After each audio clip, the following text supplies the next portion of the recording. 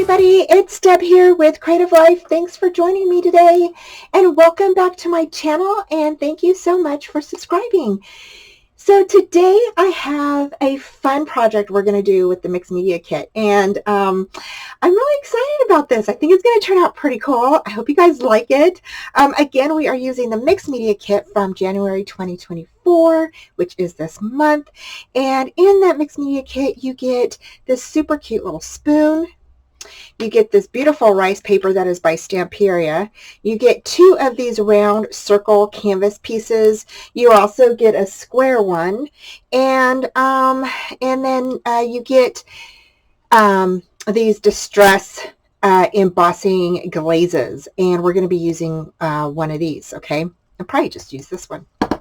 So we are going to be using all of this stuff here that is in the Mixed Media Kit. I am going to go ahead and bring in the doily that is from the scrapbooking kit, as well as the cards. Where are they at? So I'll be bringing in this one here. This card and maybe another one. I'm also going to be bringing in some chipboard pieces. This is the butterfly chipboard piece that is from the card making kit. So we're going to be doing that one. We may go ahead and use a couple of these, and these are chipboard pieces that are found in the store, and I will have those links for you down below. Okay, so just to let you know. So we will be using that.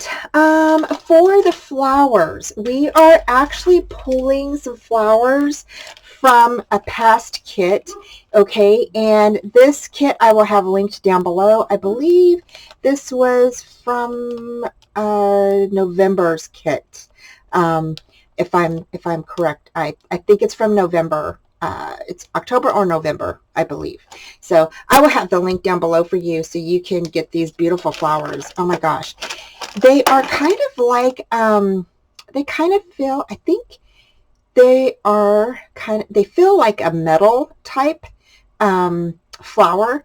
They're so pretty, and they're so sturdy, you guys. So sturdy. And I like them because they are so sturdy. They're very vintagey. I really like how they're made, and they're just super pretty. I just absolutely love them. And I thought that they would go great with this kit, with this this Stamperia decoupage paper that we're going to be using to cover our canvas. So with that being said, let's go ahead and get started. Okay, so to begin our canvas, we're going to go ahead and place some Mod Podge all over the white of the canvas. And I went ahead and did 1/2 first, and then laid my rice paper on, and I burnished it down, came back in with my little sponge applicator, and then went ahead and did the rest of the canvas. And then again, folded the paper over, and then went ahead and burnished that down. I did go ahead and just for the purpose of burnishing it down, I flipped it over and pressed really hard, making sure everything was settled in. To get the rice paper off, I went ahead and wet a piece of paper towel and then went around the canvas to kind of drag away the rice paper, and this works really good. Or you can go ahead and cut it off if you wanted to. I do come back in with some scissors and I trim off the excess little strands that are like kind of popping off on the sides. I was going to glue them back, but I decided to just go ahead and just cut those off. I did go ahead and file around it to try to get as much off as I could, but it really wasn't working that well, so I just came back in with some scissors and cut off the excess. For this next part, I went ahead and inked around the canvas, and I just used my vintage photo ink Distress Oxide ink, and then I came back in with the doily. Now this doily is from the scrapbooking kit, or you can use a large doily if you have one in your stash. I went ahead and placed the photo ink, vintage ink, all over the doily, and I went ahead and kind of creased it. You saw like I put it on the circle and just kind of creased it a little bit because we are going to cut this, and we are going to use a script stamp here in just a bit.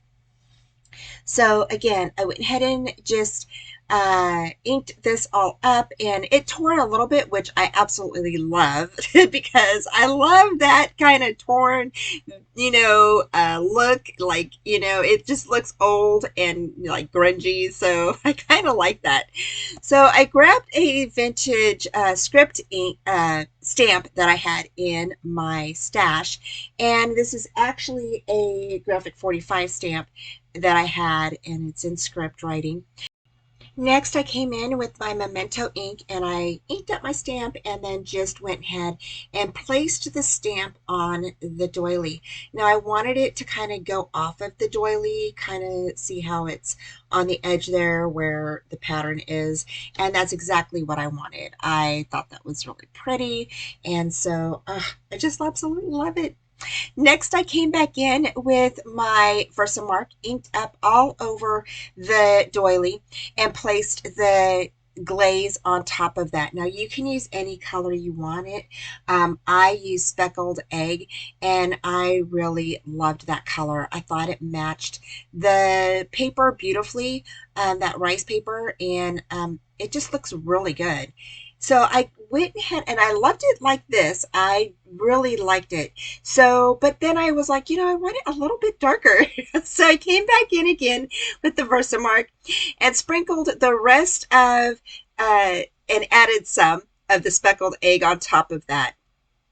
And I really like how that turned out. Just looked a little bit, you could see the speckled egg a little bit more, and I really liked how that end result looked. So here I'm just getting my heat tool and I'm just heating that up. You want to make sure that you get it heated up really good. It does kind of have a little bit of a shine to it. It kind of stuck down a little bit to the paper because I had some of the embossing powder on top of underneath the doily. So, but it came off pretty easy. So here again, I'm just creasing that doily on there, and then we're going to go ahead and cut that away. I'm going to go ahead and I'm going to lay that down, adhere it down first, and then I'll cut the excess off. I really like how this doily turned out. I hope you guys like it too. And I really like how this canvas turned out in general. I was a little bit nervous to do it. I wasn't sure, how I wanted it done or anything. And but I really love how it turned out. So the next thing we do is we come in, and this flower is in the store under chipboard pieces. So I will put the link down below for you. And I painted this white. And then you'll see here, we're not going to leave it white. We actually changed the whole, uh, the whole thing. We come in with the ink, and we come in with the powder, the glaze, and we come in with just a bunch of different things, and it's just so pretty at the end result. And this is just another technique that you can do with some of your chipboard pieces. I really think chipboard pieces add a really nice embellishment to your project. They're very sturdy and they just last long. And I just really love them. There's so much you can do with them. You can paint them, you can emboss them, especially now with this glaze. That is a total game changer. And I just love them. So I will put the links down below for you. Okay, so the next thing we do is after we paint our flower and the butterfly, we come in with the embossing glaze. And I used both of these embossing glazes at the same time to get that really nice blended look. And that's one thing that I love about these embossing glazes is that you can blend them kind of together, and they really work nicely together. I really love them. Now I did do 2 coats of this, so after I did the first one, I came back in, used the Versamark, and did the embossing glaze, and then heated it up again. The next thing I did is I grabbed my vintage photo ink, and on the stem I came in and I just inked all the way down the stem, just like this. Then I came back in and with a black marker or a brown marker, whichever you prefer, you can color in the butterfly body and little antennas. And so I went ahead and did that. Now we come back in and we're using the Versamark all over the flower stem, and we use the pumice stone glaze to go ahead and set that. And oh my gosh, it turns out so good, you guys. I absolutely love how this one turned out. And we just go ahead and use our heat tool and heat that up, and make sure again that you heat this up really good, because some of the times the glaze looks like it's heated up, but it's not. And so you'll get like little bumps, okay? And if you notice that, just put your heat gun out on it again, and it'll flatten back out. Okay, so now we're on to the butterfly, and we do the same thing with the butterfly. Get your Versamark, spread your Versamark over the wings, and then go ahead and lay the speckled egg glaze on top of the wings, and then heat that up with your heat gun. Now here, what we're going to do is we're going to get ready to decorate. So I'm super excited about this part. I love decorating. It's one of my favorite things to do. So now we're going to go ahead and place some glue on the back of that flower that we went ahead and glazed. And then I come back in with some of the Bohemian cards that are found in the scrapbooking kit, and I use those two. I used the one with the beautiful white horse on it, and then one that had script writing on it. So I go ahead and rough those up around the edges with my tool here, and then I go ahead and I ink those up with some vintage photo ink around the edges, just to get them to look kind of old, and and I'm kind of crinkling them up with my hand as I go along.